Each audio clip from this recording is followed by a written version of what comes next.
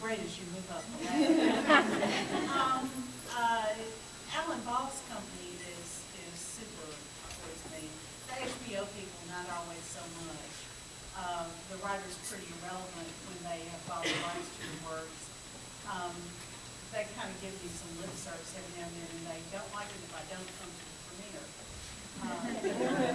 And they're all very polite to me when I do. But as far as being relevant, people often ask me if the writers ask me for advice. Far from it. Far from it. But in return, they don't call me and tell me how to write the book. So.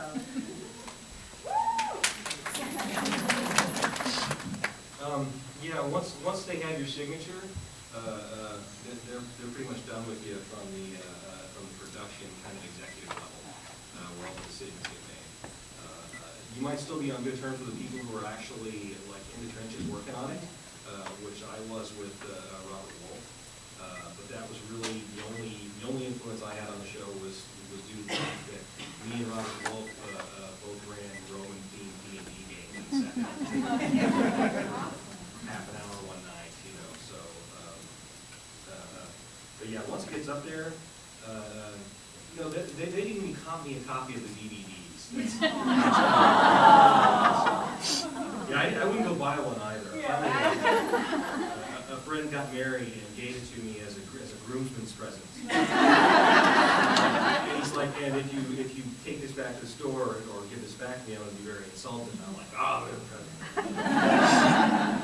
So finally. So I think up the ladder is probably a little bit of a nebulous phrase, and I'm going to make an assumption that we're talking about the difference between they can option your stuff and then they can buy it. And an option is an option to buy it.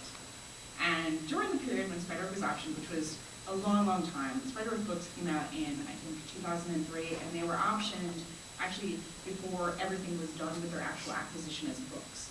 So, they were optioned really, really early on. The movie came out in 2003. Now, supposedly that's an incredibly short period of time, but of course it didn't feel like a short period of time. And it went through like a million different screenwriters. And we got to see all of the screenplays, and we got to call and have long conversations where they would at least seem to listen to us. You know, at least let us talk and talk and talk. But when it was greenlit, then it kind of moved into an accelerated place and an accelerated pace where we didn't really see what was going on anymore. You know, and I think that's probably really important. They're making decisions, they're changing stuff on their screenplay every day. They're, you know, it's their project, you know, at that point. But the difference between the level of involvement during the option period and the level of involvement during the, now we have bought the actual rights and its greenlit period was significant. But I think, I mean, on the whole, I think they were great. They really did try to keep us involved, but it's good.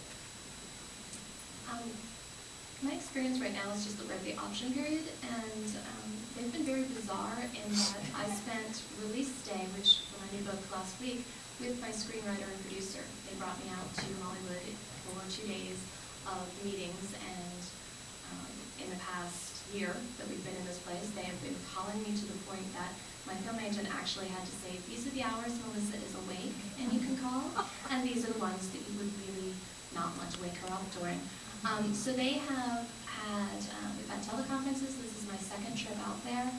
They'll call and they'll ask bizarre world building questions like, this character that we never ever see in the series, can you tell us about their past?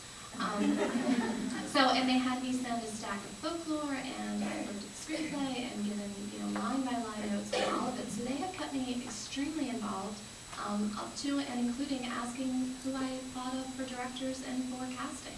So they have been really, really inclusive. However, at the end of the meeting last week, the last day of meetings, I was told very carefully, these are the things you're allowed telling people as you go on tour, and these are the things you're not. And by the way, as soon as the director takes the helm, please understand that your services may no longer be required. So I'm sort of expecting Holly's experience where as it gets greenlit, I don't count.